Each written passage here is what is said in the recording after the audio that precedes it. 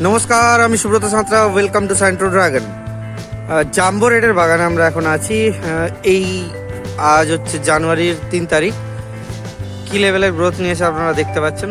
Jumbo রেডের একটু অসম্ভব গ্রোথ হয়, কিন্তু এটা একটু বেশি হয়ে গেছে। কীরকম এর সাইজটা দেখুন। আমার যে পাম আছে, এই লিফটার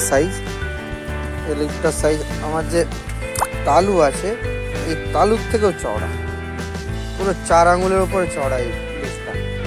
তো এটাতে দেখা যাক আগামী ক মাসের মধ্যে ফ্রুট আসে।